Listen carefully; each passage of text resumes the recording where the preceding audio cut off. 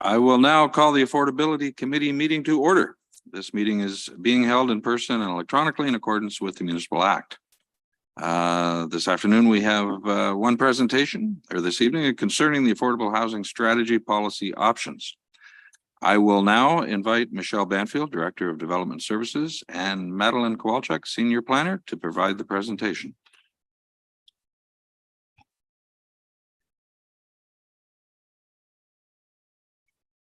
Thank you very much, Chair Nixon. So you're right, I'm Michelle Banfield, the Director of Development Services, and I am joined with Madeline Kowalczyk, who is the Senior Planner that's been doing a lot of work on this project.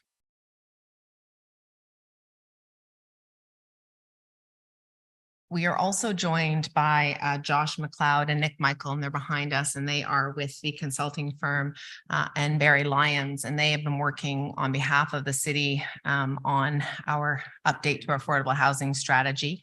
They also are working for other area municipalities, so they certainly know this issue inside and out and are very familiar with the challenges in Simcoe County. You may remember back in June that Josh was here talking a bit about the housing needs assessment and the market assessment and where we're at in terms of new builds and at market piece. And so today, at that meeting, it was like, what's our next step? When are we going to hear some options and solutions? And so, we're here today. I must say that this is an incremental step. It's not the last time we're going to be here before you. I kind of wish I was here with one thing and say, Council, let's do one thing, and then this is going to solve it. That's not the case, but we are here with, some options for council to consider, to hear some feedback. That's why we like this committee structure. And then, as I said, we'll be returning back to council before the end of the year. We've kind of focused at least some of the main talking points about some of the top 10 items, I guess, if you will. And, as we're doing back and forth and the consultant was finalizing their reports, I can certainly say by looking at this list, there's probably about 5 of them that, we're doing already. We already are undertaking the review of our zoning bylaw. That we have a CIP, that we're looking at prioritizing housing on public lands. We know number 4, we know that our decision time is something that we're very proud of and we work very hard to do, and all those sorts of things. So there's a bunch of things too that we definitely are. We have a concierge program. Madeline works basically day in and day out with projects like the county or Youth Haven to make sure that the application approvals go as smoothly for them as possible. So there's lots of things here that we already do, but there's still some other things that are happening in the space that we, round out our top 10 list, and Maddie's going to go into more detail on those. Thanks very much, Michelle. So as you can see, there's a quick review. I'll just give you a quick review of these items, 10 items that are up on the screen here. If you'd like, of course, additional information can be provided in the report that was sent with this presentation. And then, of course, we can have a quick discussion about it too after our presentation concludes. So number 1 is undertaking a comprehensive review of the city's zoning bylaw. The city is currently underway on this initiative, and we'll continue to review how these standards and regulations can assist in developing affordable housing. It's also important to note that the city did receive provincial streamlined development funding for a portion of this project. We've been working tirelessly to understand what zoning is going to be best and how that can contribute to affordable housing. Number 2 is offering development incentives for targeted projects through a CIP or an MCFB, which is a Municipal Capital Facilitator Agreement. We do, as Michelle noted, have a CIP. It's currently on hold as we understand Bill 23 implications and really while we update this affordable housing strategy. The limitation of any CIP is the funding, where the funding comes from and who it gets allocated to. We talk a little bit further about funding options in action number 5. Number 3 is prioritizing housing outcomes on public land. As we know, we are exploring this further down any avenue that we can, and we're really trying to connect with the appropriate partners to develop on city lands and other public lands where most appropriate. Number 4 is working towards a decision faster. And as Michelle alluded to, the city of Barrie, we have been recognized for our timely planning decisions, but we're also consistently told that the speed in which planning approvals are done directly ties into the affordability of a project. So we continually work to prove things as fast as we can and work with our partners to understand how that relates to affordability. Number 5 is creating a funding stream specifically for affordable housing. This initiative would create funding that comes directly in and is used directly for affordable housing projects, and really exploring all the funding options that can be used in this initiative. This could include items such as raising taxes. I appreciate that's not desirable for a wide range of options of reasons, but it has been flagged as an option as a delineated piece for affordable housing. Number 6 is creating a concierge program for parties who are interested in connecting related to affordable housing. I am the senior planner and I work as that concierge planner and lead a wide range of affordable housing projects. This can of course be further expanded as a permanent position, as well as possibly members from other departments who work specifically on affordable projects.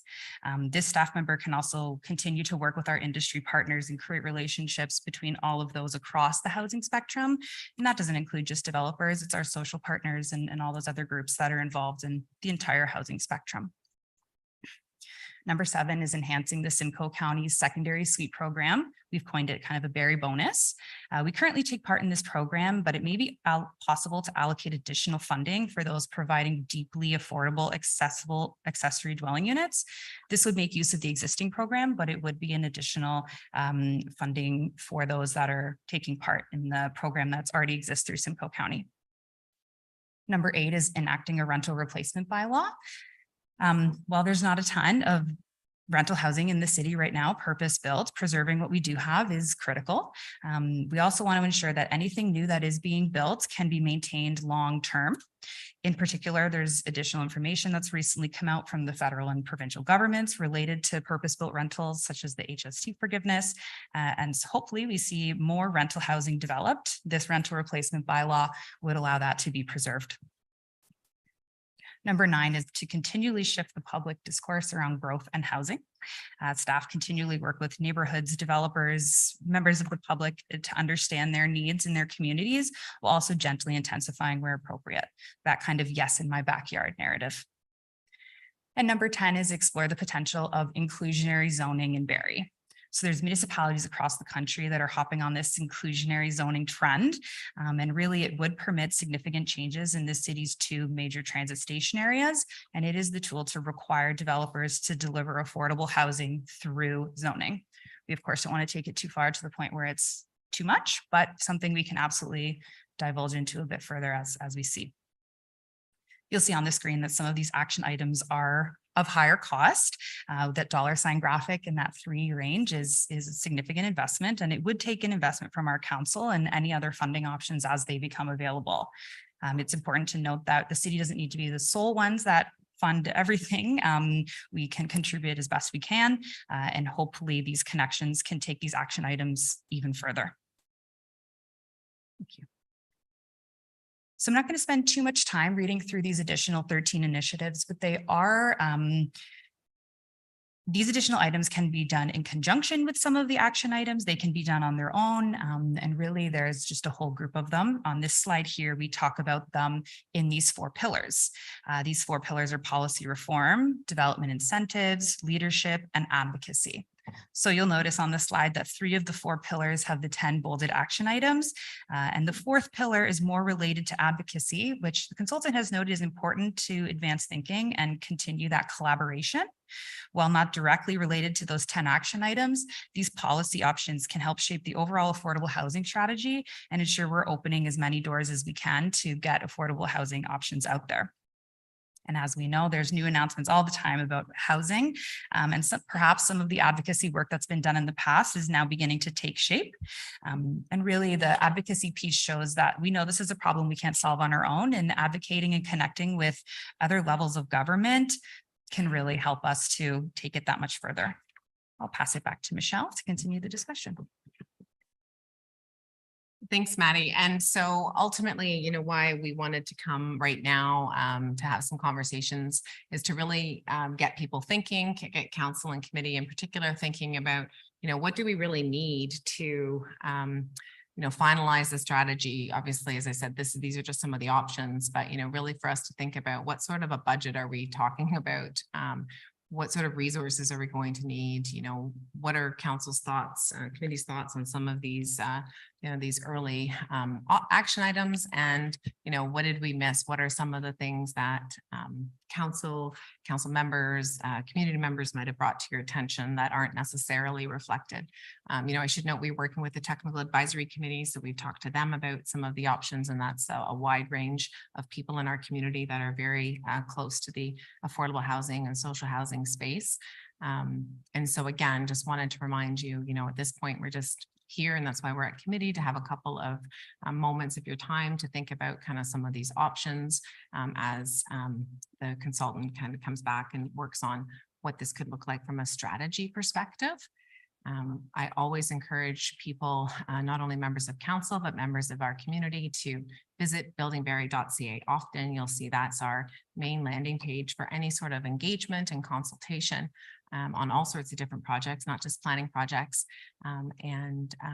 So as I said, so in terms of, if there's questions or if there's some, items of feedback that you want to ensure that the consultant looks at, and then if there's any kind of specific questions about, some of the options in terms of how they would work, then either Josh or Nick will be happy to jump up to the podium to answer those questions.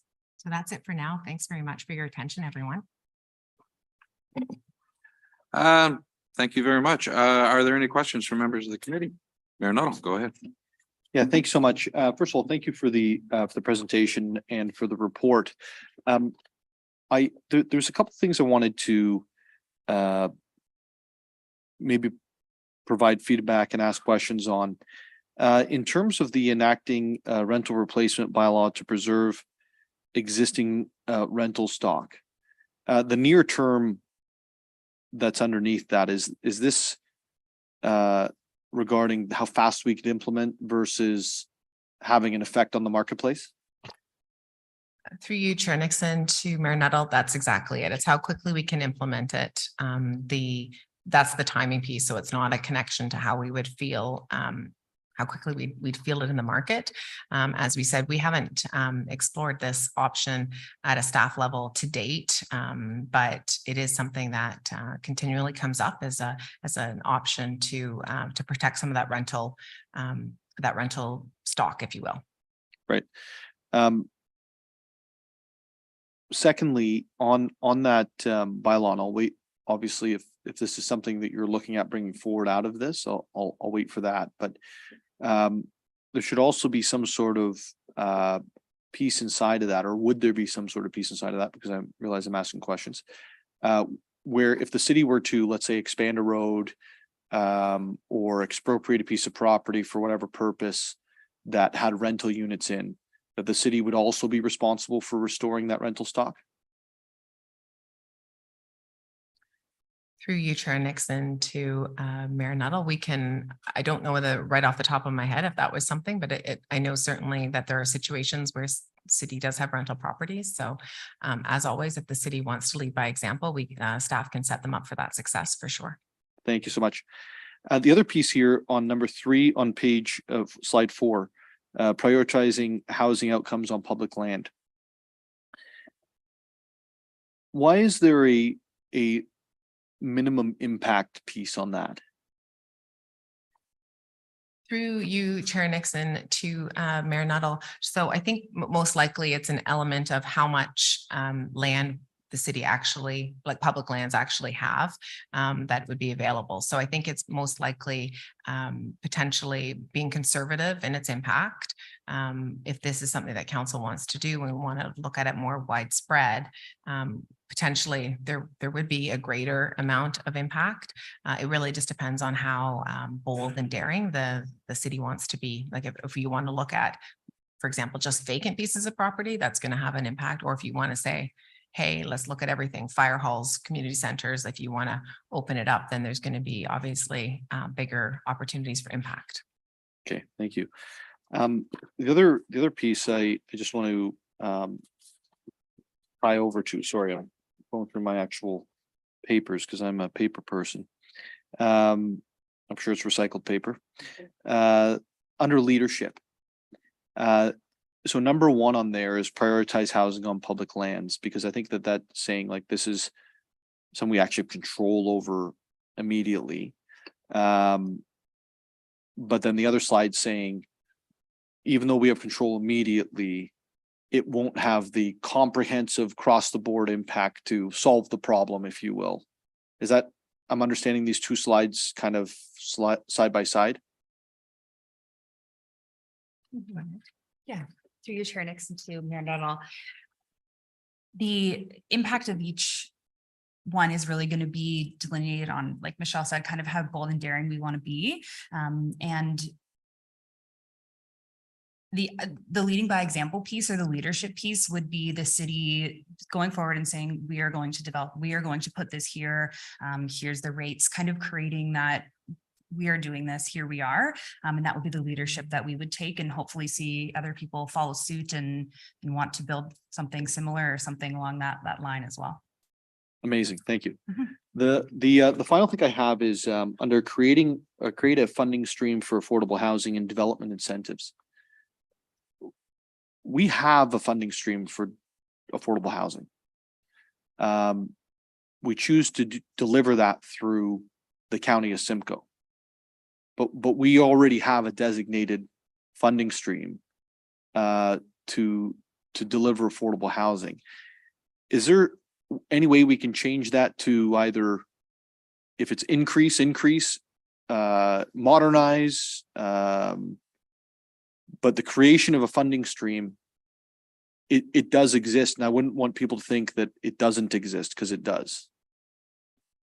I'm going to ask one of the consultants through your chair, Nixon, to respond to Mayor Nuttall's response or question. I mean, it was explained to me almost like a separate line item on a tax bill, I guess, if you will, in addition, like basically more of a new funding stream. I don't know if one of you wants to pop up and can add to that. Thanks. I think it would be fair to change the language on that. We could say enhance the funding stream, right? We were focused mostly on the existing funding for the CIP, which in our opinion probably is not sufficient to make enough of a dent as you would like to. We know from our work that new affordable rental housing requires anywhere between $100,000 and $300,000 a door of subsidies. So if you're only collecting a few $100,000 a year, it doesn't go that far, right? So really that section is about enhancing the existing funding stream that is collected, so that you can have a bit more of an impact. So it's, and you just said something that I think is going to get a lot more questions out of me. Yeah. So 100 to 300 a door. Yes. And that doesn't necessarily all have to come from the city of Barrie, right? Like there are funding programs from other levels of government that can be tapped into for that. Nick has designed a program in the region of Peel, and they've had some success in recent years where they've been providing about 55,000 a door, which is still a big number, but it's not 100 to 300,000, simply because some of those projects have been able to reach into federal funding to help support that subsidy. So if we were to deliver $100 million to you, what would we get in return through your work that you've done in the past? 1,000 units, right? Is that the math? Yeah. 1,000 units. Yeah. The math is kind of ugly. It's expensive. Could we get some further information in terms of examples of that, if that's okay? I'm just in my head weighing what's happening in with our funding to the county of Simcoe against what you're saying. And I know they're two different programs run differently, but there's a big difference between 100,000 a door and 650,000 a door. And I kind of want to understand what that difference is. And I might be low, Councillor Rietma, on 600 a door, right? Close. And that He's could, being nice yeah. to me. Yeah. And that could be depth of affordability too.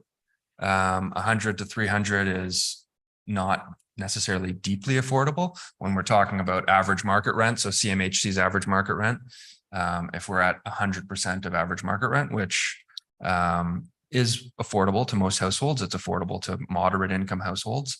That would be closer to that 100 or 200 range, whereas 600, perhaps you're doing, I don't know if you're doing RGI, rent geared to income, that type of thing. Yeah, so that's deeply affordable.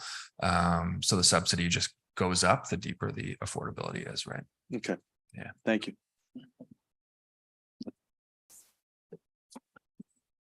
Thank you. Are there any questions, comments from other members of the committee?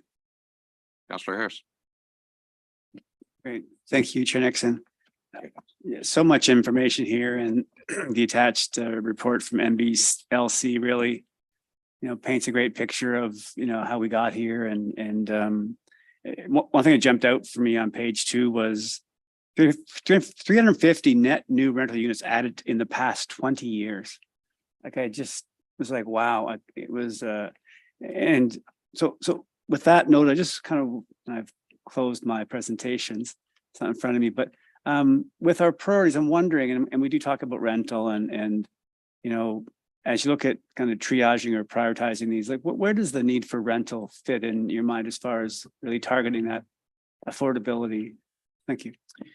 Through you, Chair Nixon, to Councillor Harris, I think that's a great question. And that is something certainly at a staff level that we had talked about. What space do we belong in? What space does the municipality have the ability to be most effective? We know that our market is helping. We do have some interest in purpose-built rental, but now might be the time to really focus on that. And it'd be great to hear some of that feedback from council.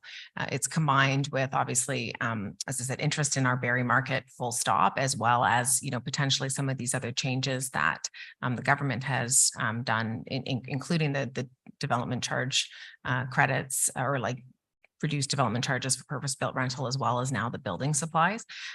So I think, I think that might be the space that, we can come back to you with when it comes from a large part of the strategy is to, and then you add it in with the rental replacement bylaw. Like if you kind of bundle these things together, that might be a great space to be not necessarily our only part of our strategy, but it could be a great space to be a large part of the strategy, or at least one prong of it.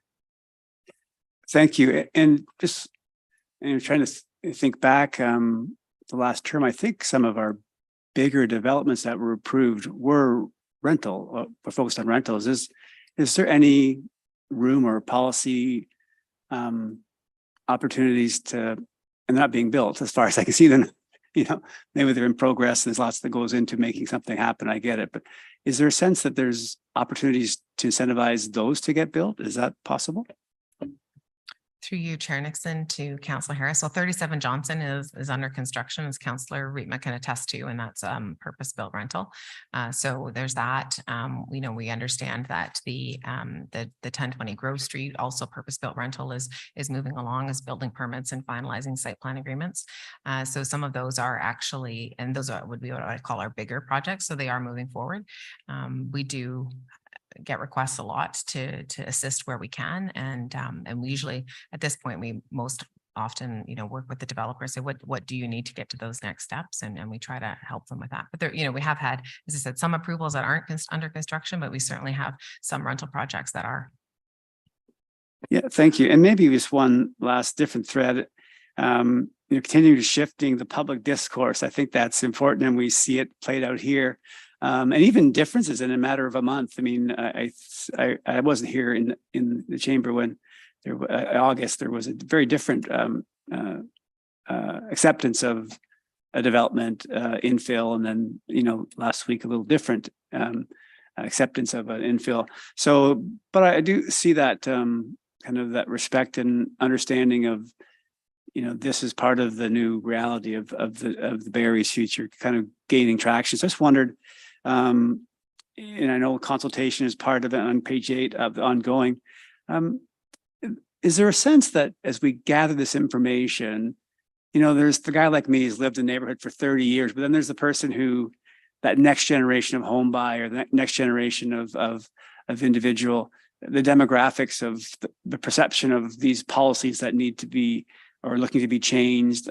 Do we gather that feedback in a way that kind of differentiates the home buyer of the now and the future versus the homeowner of the present?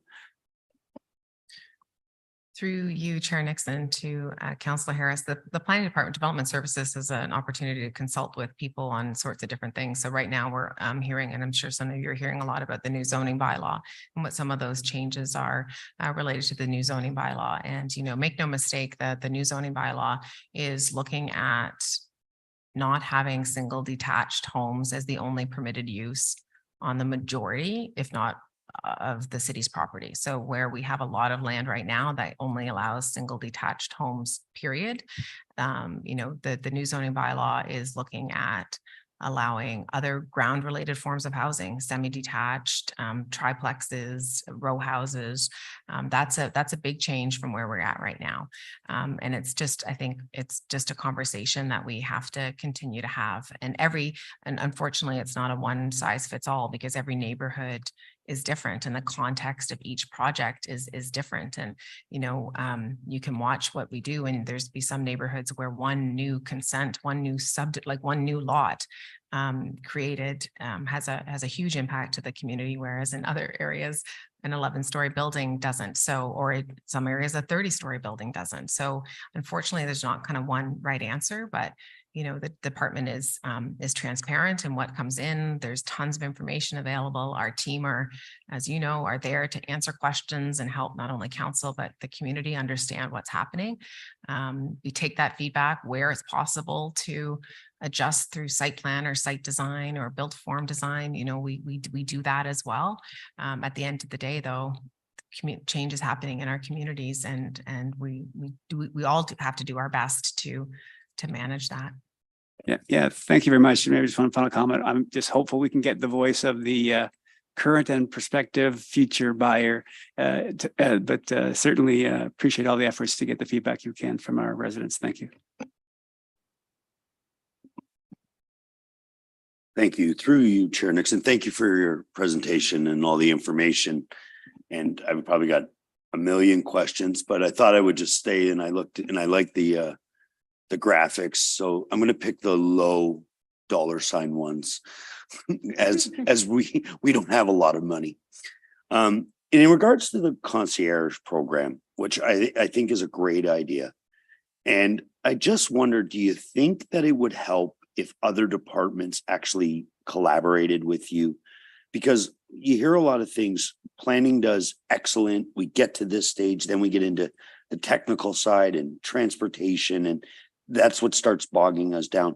And maybe further to Councillor Harris's point about triage and things, and, you know, is there any way that we can maybe make something where we triage like your affordable, your purpose-built rental, where we actually have staff all in one room on a time period where it's not going back and forth? Is that something that you feel would help, you know, to achieve more affordable? Because there's really no incentive, like and I appreciate you work on applications as you receive them. But I look around the city, we've wasted a lot of staff hours at no fault of staff working on projects that are empty fields with hoarding around them. And there would be a great way if we could recover, you know, some of that funding, or be able to penalize people who use our resources without putting shovels in the ground. But I just wondered if there was something where we would be able to have the concierge program, but expanded to all departments, to like get in a room and come out of it like in an hour or 5 or 4 months, but try to get it to a place where, you know, it would actually incentivize some of the development community, that they would have answers. Because when you're looking at the affordability, every time it goes back to a department, you require another drawing, an opinion. We're actually sucking the affordability out of it. So that's more of a comment, but like I said, there's 8 million questions, but I know we're still in the process, and I appreciate all the work that everybody's done on this. So thank you.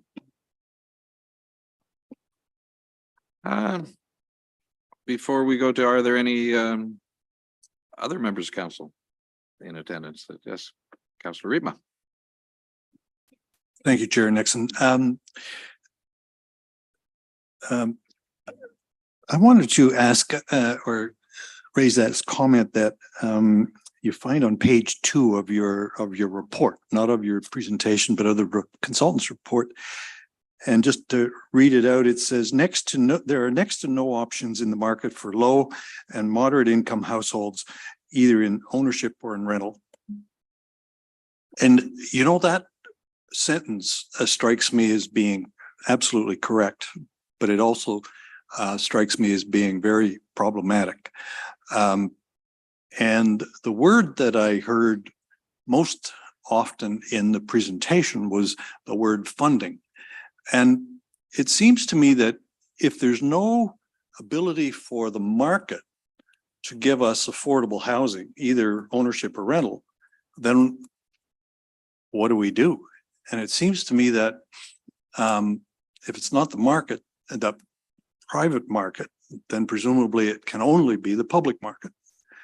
And I'm just wondering if that is an interpretation that I should put on your words.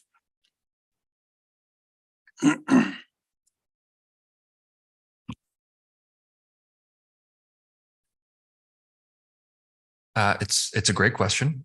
And it calls back to the last time that we spoke. You brought up a comment from one of my colleagues that there's no business case for the private market to build affordable housing.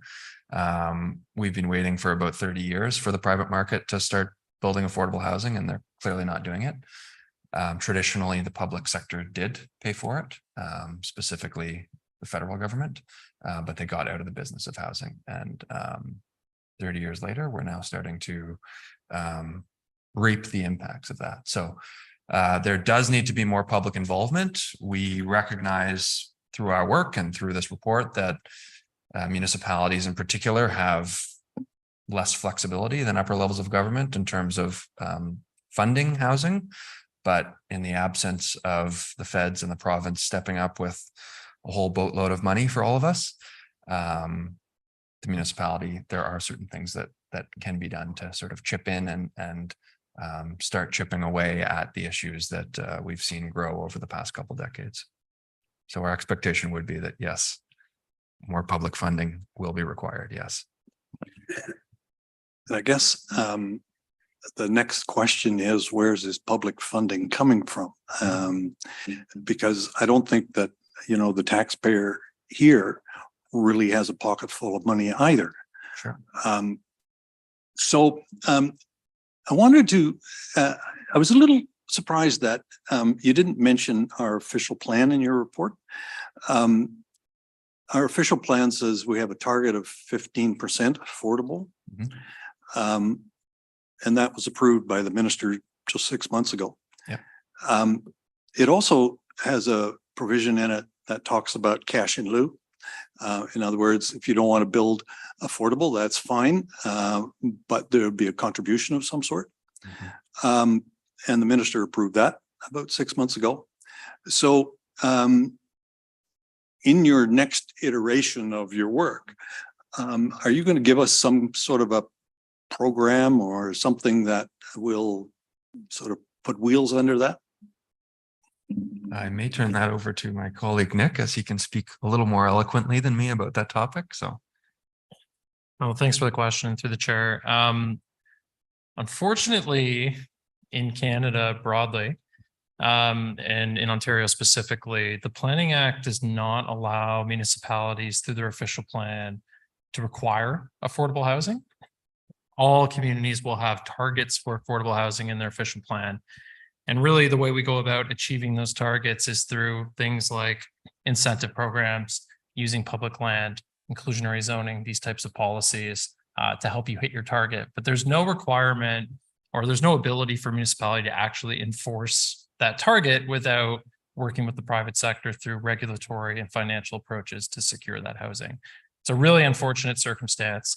That's why inclusionary zoning was such a big deal when it was introduced by the province 4 years ago. It's the first time that municipalities across Ontario, broadly across Canada, are actually allowed to require affordable housing be provided by the private sector through their zoning process.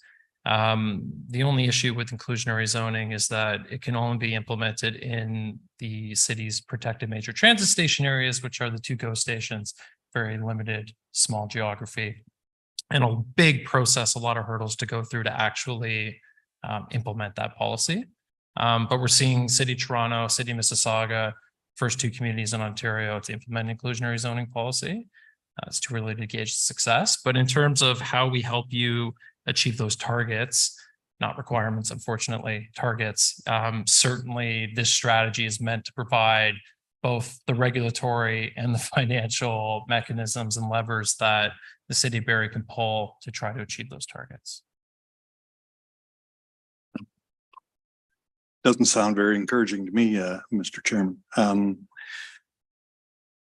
guess, and this just to go back to Ms. Banfield a minute. I really appreciate your comments about the focusing on the rental market for the, and maybe we can have a bit of influence there.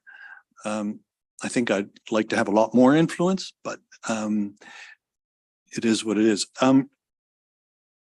The rental control bylaw that you're talking about, or that you mentioned, is that for existing buildings to prevent them from going to condominium, or is that for new buildings that aren't built yet?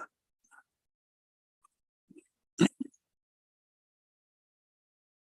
a great question. So rental replacement bylaws are for existing rental stock. So increasingly what we're seeing happen for a long time now is older purpose-built rental buildings, which typically provide a lot of the more affordable rents than newer purpose-built stock, of course, are being converted to condominium buildings or demolished outright. Right. So that's what we're seeing happen in the city of Barrie. If you look at the rental starts that are happening, there are rental projects that are advancing, but the net new increase is not increasing at a significant margin because we're losing rental units at the same time. So municipalities have, Mississauga, Toronto, many have put this type of policy in place that puts restrictions on what can happen to these older rental buildings. You can still convert them to condo or demolish them and rebuild them, but you have to replace the rental stock that you're taking out of the supply at the same size, as well as the same rent that they're currently being provided at, as well as come up with tenant relocation policy or plans for the tenants that currently live in these units, so that they're put somewhere where they can afford, and they'll have right of first refusal to come back into the building at some point in the future when it's ready. Thank you. Councilor Morales. Thank you, Chair Nixon. Incredible report. I'm impressed with the memory about what you remembered, what the statement I said last time you were here. So thank you for that. I'm gonna have a lot of questions, so I'm gonna be super hypocritical. Questions are gonna be long, so if it's a yes or no answer, feel free to leave it at a yes or no. So I'll start with this. What can we do? So number 6, an affordable housing planner or a concierge, whatever you want to call it. What can council do? Through you, Chair Nixon, to Councilor Morales. Well, even a previous council had authorized a senior planner to be dedicated to affordable housing projects. And so that is underway.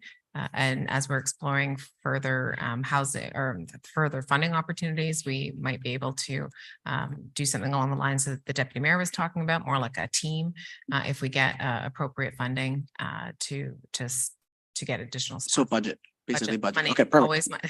Always money. Yeah, no, that's amazing.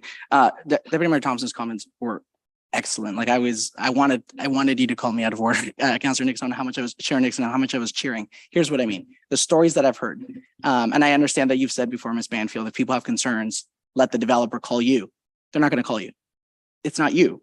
They don't want to make noise to what they believe, their misconception, not yours, of the system. They don't want to give people a hard time because that's just how the culture is in most places. So what happens is I've heard stories where planning, same thing, Deputy Mayor Thompson was saying, planning knows, like they're sharp, they know where they want an entrance, for example. And they're like, the entrance has to be off the side road, not on the main intensification corridor. And in the same report, engineering will say the entrance has to be on the main road.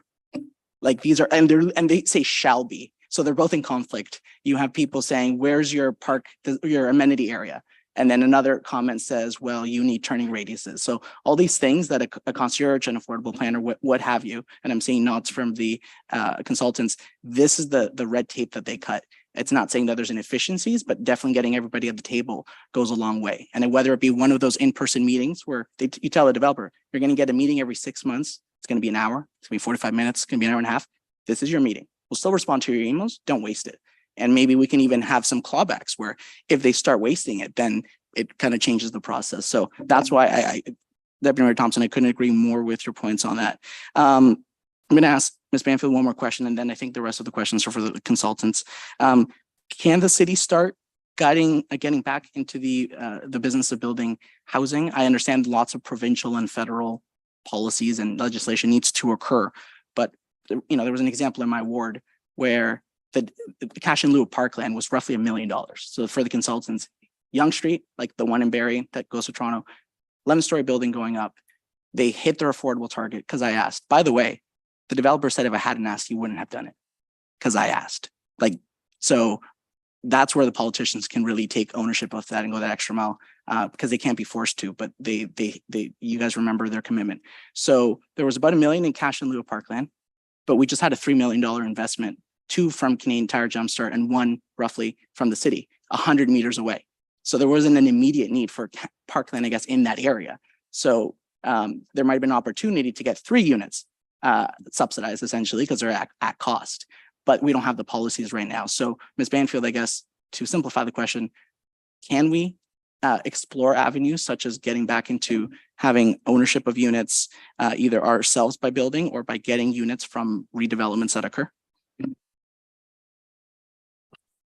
Through you, Chair Nixon, to Council Morales, you've kind of combined a couple of things there. So things like the cash in lieu of parkland reference, those are legislated in terms of what you can collect them for, how much you can collect them for, what you can use them for. There is the community benefits bylaw that council just passed that does have an affordable housing piece to it. So there could be funding coming through there. As everyone always says, the county of Simcoe is the housing provider. So, any change to that, I think, is going to be a bigger discussion than what we can have tonight.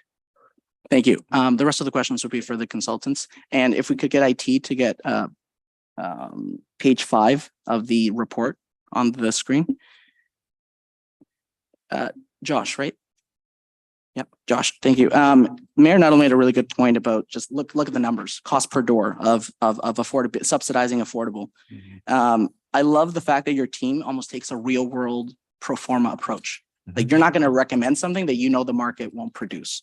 No. And I note that because when Toronto approved 4 units as of right recently, part of the recommendations were they know 3 units don't work on your average Toronto lot. Right. So don't pretend to feel good about passing three units as of right. It's never going to get done. You're going to pat yourself on the back and the market is going to respond nothing.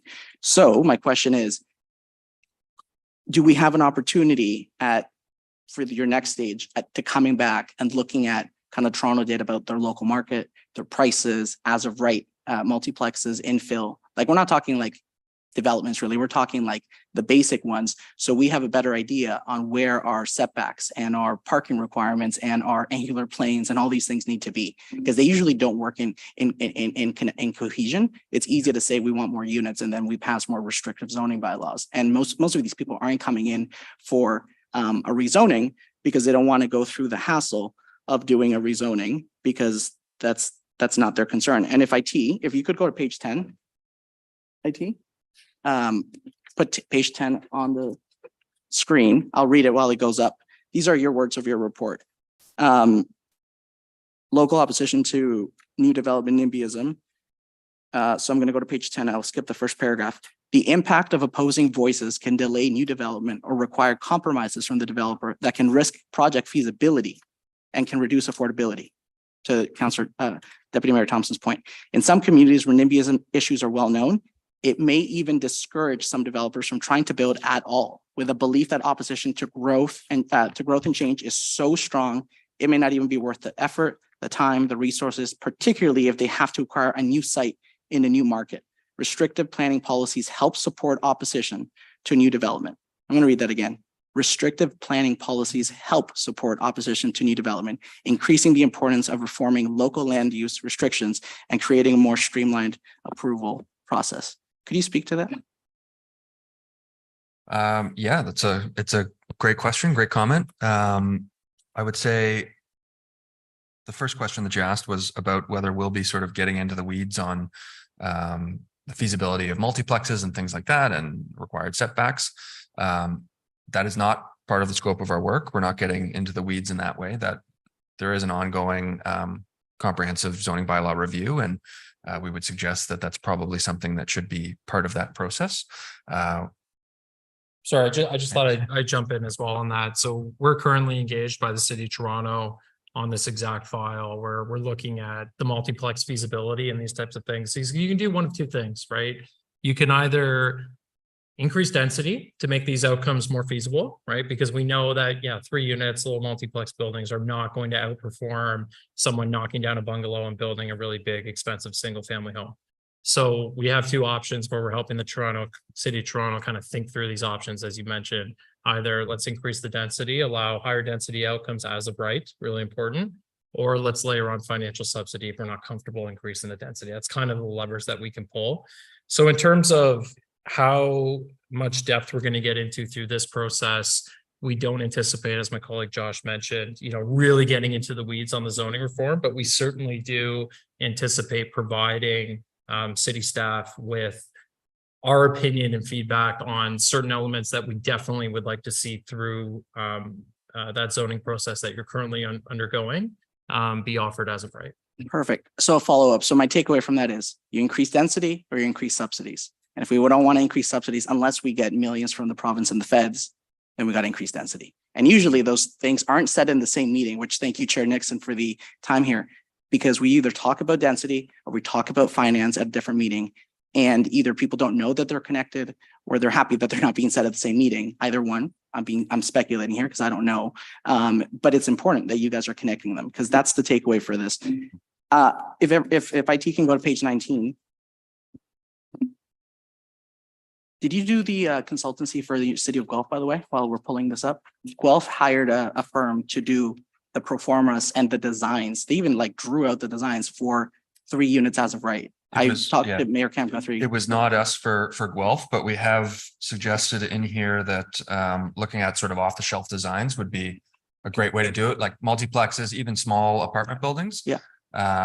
It's something that we did post World War II. CMHC had the Victory Homes, right? Yep. For returning veterans. We've seen it elsewhere, certainly in the States. It could be something effective here. I'd love CMHC to do it instead of the city of Barrie, but fair enough. Maybe we'll do it and we'll get a refund after sure, we take some leadership. The reason I mentioned this is for neighborhoods that are a little bit more sensitive to change, something off the shelf. That's where a local councillor can work hands-on as appropriate to say, these are your pre-approved designs. So you don't get that whole, that looks like way too new. You can get that older design, that red brick. And those are the off the shelves that essentially have a green stamp. You grab it, do your engineering and you're good to go. Yep. And now you have more control. So instead of having to be NIMBYism and oppose we can't control what a developer does, they're ready to go. So is that one of the benefits? I keep seeing thumbs up while I'm speaking. Yes, So yes. Is that why you believe in that so much? exactly. Okay. Yeah. So in page 10, eliminate minimum parking requirements. The reason I highlighted this is on the Affordability Housing Task Force from last term, eliminating parking requirements minimum, you can do it if you want, but there's no requirement for affordable units. That was put there. It's been discussed as we're doing the new zoning bylaw, but it's not in there yet. It's kind of like staff is like, does council have, sorry, I'm being presumptuous here, but will a councillor put it forward? I don't know. Will it be added to draft 3? I also don't know. But is that something that you see nice and simple, even watered down from your recommendation of just getting rid of it and letting the market figure it out for affordable units? Absolutely. I mean, not even for affordable units, all units. In our opinion, half of our work that we do is actually with developers.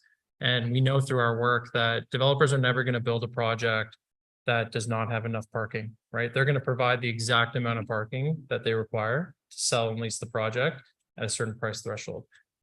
With affordable housing, it's even more pronounced in this. So we're seeing underground parking spaces costing upwards of $100,000 a space. When we do this performer work for municipalities, I often find communities are just shocked at how much of an impact reducing parking or eliminating parking requirements have on the subsidy that you actually need to provide.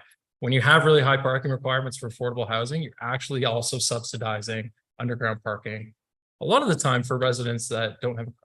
Right. Perfect. So let me counter to that. Our official plan, which I voted in favor of, so I'm owning this, says that underground parking is the preferred design. So when these developers go to these meetings, they get told, no, they get told, where's your underground? We don't like the surface. Doesn't mean they're getting told, no, we won't approve a rezoning, but a developer who's new to the city and doesn't want to ruffle feathers, they go, well, okay, I guess I have to do underground. Now my numbers don't work. I'll let the land sit for 10 years and wait for something to happen. Is that a concern that you have? Absolutely, yes. Okay, so right now in our OP, we say underground is preferred. Right now in our zoning bylaw, we just increased the angular plane requirement from 10 meters, measuring the angular plane at 0 meters on the property line. We are, sorry, right now it's 7.5 or 10 meters above the property line, and then you do the angular plane. And now we're reducing it to 0 meters from the ground, which basically means you're chopping more of the building. So it's funny because I say to people all the time, downtown is the place to build. That's actually not true. Unless you acquire a whole block now, the angular plane will limit the height of these buildings. They can't even go to 20 anymore. So do you see things like an angular increasing the red tape of an angular plane, which we have in draft 2 from the old 2009 plan, as something that's going to cost units and affordability? Yes, I think that's unarguable and well documented. The performas do tend to tell the story of how these urban design requirements, which have their own merit. Absolutely, they have their own merit. We want to see underground parking. We want good urban design. We want buildings that look a certain way that limit their built form impacts on the surrounding community. But I think we also have to be aware that, you know, these impacts 100% affect the feasibility of projects. As we're seeing construction costs and interest rates balloon, it's only affecting these projects and the feasibility more. We're seeing developers across the country, as a result, putting a lot of these projects on hold. And then almost finally here. So what Guelph did, just to go a little more detailed, they did the designs off the shelf. I like that. As of right, 3 units, this is what they can look like. They did a few modern ones. They did a few more traditional ones. And then they codified a couple of things. Because it's easy for me to say to someone, you can go to committee of adjustment and ask for variance. You can go to zoning and spend 150, that they're not going to. Because these sites just won't be purchased. So would you recommend having like the Guelph model where they essentially codified, you need 3 meter driveways, you need 0.5 meter setback from the driveway, not a landscape buffer that's 3 meters. You need X, Y, and Z in order to provide clarity to the market. I think so. I mean, it's difficult for us to say exactly, yes, you should do what Guelph did without being extremely familiar with what Guelph did, right? But we've seen elsewhere that changes to zoning or density permissions have been made, and there's still restrictive setbacks, there's still restrictive parking requirements, there's still restrictions on FSI, which prevent a project from being built. So we need to make sure that those things are all being done in tandem with those off-the-shelf designs, and I'm guessing that that's what they did by codifying it, right? Perfect. Thank you for your time. And I don't know, we might be seeing you definitely again for the final report, maybe for future analysis. Okay, we have time for one more question from Councilor Corser. Hi, so excuse me, I just lost the page. I believe it was page 42 of the report where it, oh, darn it, was discussing alternative housing, out of the box housing, non-traditional housing ideas. And because we are in an environment where housing has become such a commodity and developers reign over what is affordable and what's not, I'm wondering if historically in the city of Barrie, has there been any incentive for the nonprofit and the cooperative, particularly housing market, that is available so people could actually have home ownership without that kind of commodity idea? And if you have a nonprofit or a cooperative rental, then it takes it out of the competitive market. So I'm wondering if the city has actually incentivized this before. I appreciate that with the current interest rates and the challenges in the building industry, that it's a very difficult time for such institutions, organizations to get into the housing market right now. It's a tough time, but is there anything historical, and is there anything cooking in the books for moving forward for that? Through you, Chair Nixon, to Councillor Corser, I can't think of anything off the top of my head of historical. In terms of kind of going forward, there's really, we've had in recent years, people say, can we do the Golden Girls? Can 4 people buy a house? And, there's nothing in that the city would stop any of that. Like, so it's definitely possible. And then I think Georgian College has some great programs with the renting the rooms out and with the senior and so on and so forth. But there's nothing specific that's kind of ringing a bell to me right this moment. Just a quick follow-up. I'm really familiar with those programs Counselor, and can they're I- really good. Can I But- answer your question there? But that was, I'm asking about development spaces and land. Your for previous development. question, may I answer that for you? Because there's actually, I believe CAO Prowse and myself are in receipt of a request to work with the city on a piece of property for the not-for-profit side. We're waiting on, I think, for a lot further information on both the sites and also the proposal before. And at this point, until they make it public or our staff get to a point where they can make it public, it's being dealt with, but I believe we are in receipt of a request at this point. But we haven't got further than the request itself. Okay, so for cooperative housing is the same thing. I- There's nothing been brought forward for that. I think it was not for, you asked cooperative and not for profit. And so Yes. I answered the not for profit side. I'm Yeah. not, neither of us or any of us, if anyone else is Mhm. on the staff side, are really sure what the actual proposal is at this point in terms of the way that it works. But I know that they have asked that we consider working with them on property for a plethora of organizations that are not for profits that want to provide housing. Right, that's good news because I think we need to support more of that in the community because prices keep going up and people can't compete. So that's good news. Thank you. Thank you. I just have one quick comment, and it was regarding what Councillor Harris mentioned about the 350 units in the last 20 years. And I just want to just clarify something or just bring it to light because on the surface, it looks like a massive failure. And I just want to remind everyone that 20 years ago, it wasn't such a big issue. It's only in the last few years that it's really become a crisis. So that number is a little misleading for those that just look at that. And I want to thank you for your efforts. You have a lot of challenges ahead of you. I'm glad to see that you're looking at every option and initiative. It all comes down to supply and demand, and it comes down to obviously a lot of help from other levels of government. So thank you for your presentation. Thank you.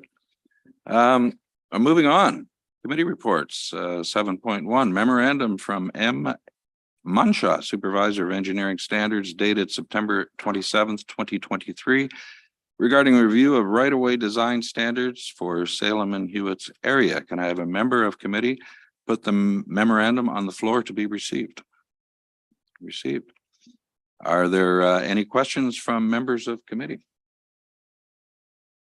Seeing none. Are there any questions from members of council in attendance? Seeing one, Councillor Morales. Thank you, Chair Nixon. Be mindful of the time that, there we go, turn to 6, that finance starts right now.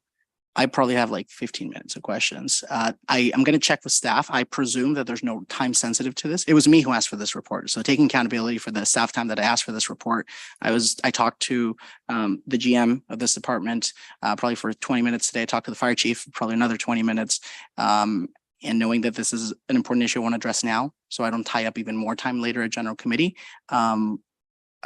If a member of the committee could consider a deferral to the next affordability, because I don't think there's any time sensitivity to this. Can a staff member confirm through you, Chair, that there's no time sensitivity to this? If I'm wrong, I'm wrong. Through you, Chair Nixon, to Councillor Morales. I think the only thing that's in the report that's time sensitive is what we are proposing in terms of a standard for the new developments.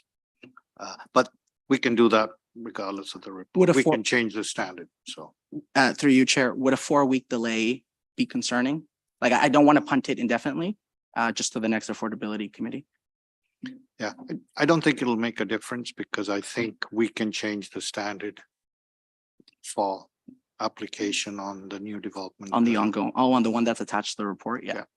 That's fair. That's in Word 9, so I'm willing to accept that. All right then, all in favor of deferring to the next affordability meeting? I think you have to have someone put on the. No, checklist I'm or sorry. All right. Can I have someone put that on the floor? Through you, Chair Nixon, put a defer motion on the floor for report. Okay, seconder? All in favor? Carried.